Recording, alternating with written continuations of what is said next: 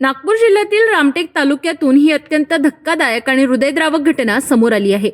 अस्वलाच्या हल्ल्यात एका महिलेचा दुर्दैवी मृत्यू झाला असून तिचे पती गंभीर जखमी झाले आहे।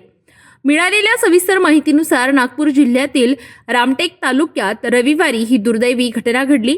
रामटेक वन परिक्षेत्रांतर्गत चिचदा उपवन क्षेत्रातील माणेगाव बिटा कक्ष क्रमांक 992 PF मध्ये अस्वलाच्या हल्ल्यात सुलोचना राजकुमार भलावी यांचा जागीच मृत्यू झालाय। या घटनेत त्यांचे पती राजकुमार रामनाथ भलावी हे गंभीर जखमी झाले असून त्यांच्यावर उपचार सुरू आहेत।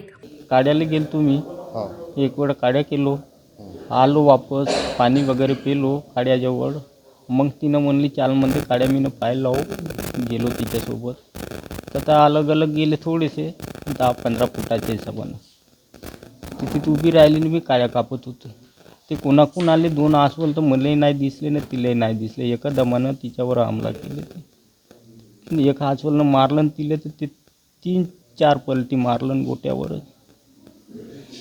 बस ना मी मारायला धावलो, मग मी पडलो, मी घाबरून गेलो। हो 2 वेळा धावला मायावर, पण मी परालो तिथून, मग पलटली तिच्यावरच।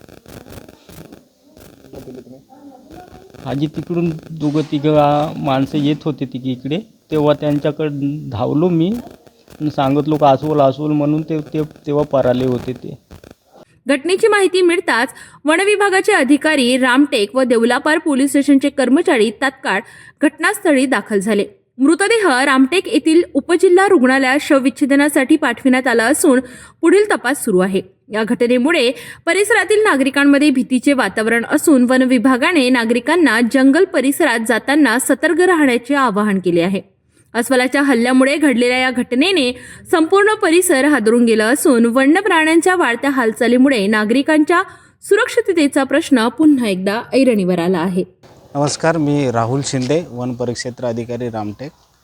आज रामटेक येथे दुपारी अंदाजे 3 वाजता एक महिला आणि एक पुरुष हे शेतात जात असताना जो त्यांचा मार्ग जंगलातून आहे, इथे एका अस्वलाने त्यांच्यावर अटॅक करून या घटनेमध्ये नामे श्रीमती सुलोचना भलावी या मृत्युमुखी पडल्या आहेत आणि त्यांचे पती जे आहेत हे किरकोळ जखमी झालेले आहेत। दोघांनाही उपजिल्हा रुग्णालय रामटेक येथे पुढील तपासासाठी आणि उपचारासाठी दाखल करण्यात आलेले आहेत। वन विभाग आणि पोलीस प्रशासन या कामात आम्ही पुढील चौकशी करत आहोत।